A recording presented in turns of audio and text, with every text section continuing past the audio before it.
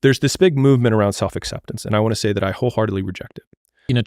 True self-love a lot of the time is wrapped in acceptance. I reject this entirely. That doesn't surprise me. Alex Hormozi is one of the most well-known content creators in the business space.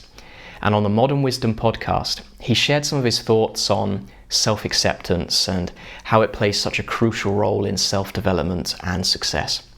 So in this video, we're going to dive into what he said and what we can do to apply this to our own lives for greater self-awareness, greater resilience, and overall well-being. I think it's believing in the 85-year-old version of you who's exactly who you want to be, and then ruthlessly looking at the discrepancy between the pittance of a human that you are now compared to that man or that woman, and then step by step breaking down the many differences and starting on the first one and pulling the thread. So this is actually a concept called future self visualization, which is basically envisaging a future self that has the ideal habits, the ideal traits, the accomplishments you wish to achieve, and then working systematically to bridge that gap between your current self and that ideal future self. And this is effective for a number of different reasons. So firstly, it inspires action.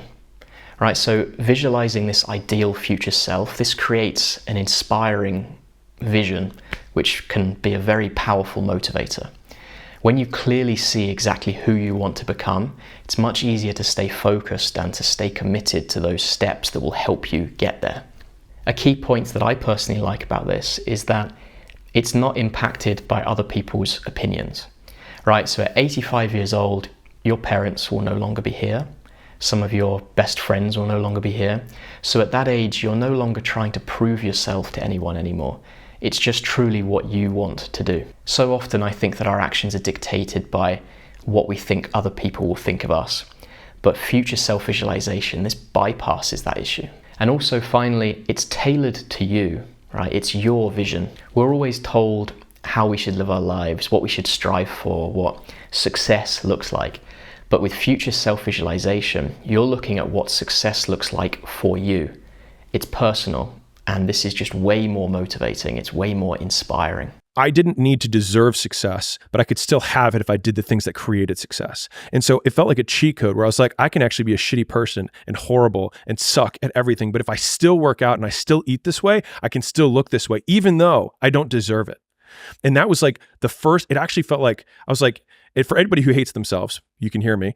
That was like my first big shade, my first solace, my first foothold that I started getting on success was that I didn't need to deserve it. I could still have it anyways. And that was like very empowering for me. I think this is really powerful because self-improvement always tells us to be our own biggest fan, right? To love ourselves regardless. But the problem is, what if we're at rock bottom? What if we're just starting out on our journey? Right, we can't just tell ourselves to be our biggest fans because it doesn't feel authentic. Overcoming self-doubt with just some positive thoughts is very, very difficult because deep down, truly, we just don't believe it. What Alex is saying here is that even if you're at a point in your journey where you don't have that self-respect, it doesn't matter. You can still work towards success. You can still do the things that create success regardless of your level of self-respect. And then guess what? Over time, as you do these things, as you begin to get those little successes along the way, you start to prove to yourself that you are successful and you are on your right path. And that in turn will build that self-respect. There's this big movement around self-acceptance, and I want to say that I wholeheartedly reject it. You accept outcomes and you accept circumstances. You accept the fact that you were dealt whatever hand you were dealt. You accept that you're 5'8". You accept that you're black. You accept that you're a woman. That's accepting. You trying to rebel against that is you trying to fight the universe, and the universe is going to win every time.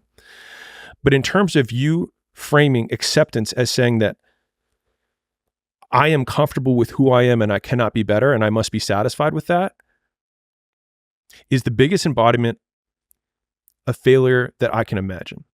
Is that it's almost egotistical. Alex talks about settling. Right, we all want self-acceptance, but the danger is that self-acceptance can very easily become complacency. There is always room to grow and improve, right? This is one of the main pillars of self-improvement.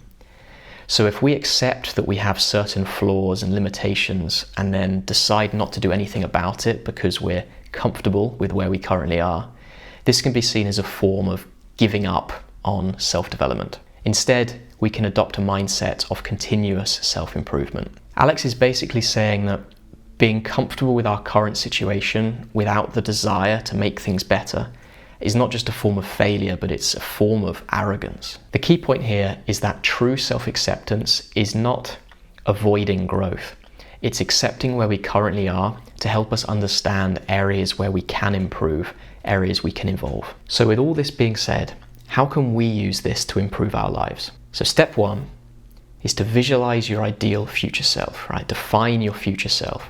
Spend some time thinking about what you want to be like in 10 years or 20 years or 40 years time, right? What behaviors do you want? What traits do you want? What achievements do you want? What does the best version of yourself actually look like? Then create a detailed description or even a narrative of what this future person is like, right? Include specifics like your daily routine, your accomplishments, things like that. The more specific you can be, the better. Step two, identify and break down the gaps. So compare yourself now to that ideal future self. Try and highlight some of those discrepancies, some of the gaps between where you are now and where you need to be. Then you choose one of these areas and you start to improve on this area. Ideally, it's something you have control over and something that will actually have an impact on your life. Something like your health or learning a new skill, something like that. And just make sure that you break down this large gap between your current self and your ideal future self into smaller, manageable chunks.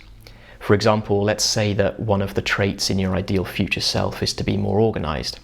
Break this down into smaller chunks and maybe start right now by just doing something as simple as planning out your day the night before. Step three, take consistent action and review your progress. Begin by taking small, consistent steps towards your goal and try and focus on introducing a habit or trying one new thing at a time. And make sure you celebrate those small wins to start building that momentum and building that confidence. Set aside time each week or each month to really review your progress. What's working? What isn't working? Is there something you can tweak for better success? And finally, keep that future self in mind on a regular basis. And remember that it's the small steps that get you one step closer to becoming that ideal future self. If we do this, we'll begin to build that success and then in turn build that self-respect and that self-acceptance that we all want. Love him or hate him, there is a reason why Alex Hormozi is so popular right now, and I think there's still so much more we can learn from him. And if he's sharing this type of message with millions of people and improving their lives, then that's awesome. If you want to watch the original podcast, I've put a link in the description below. And if you enjoyed this video, please give it a like, please subscribe to the channel. It'd be great to see you again. With that being said, thanks for watching. Have a good day.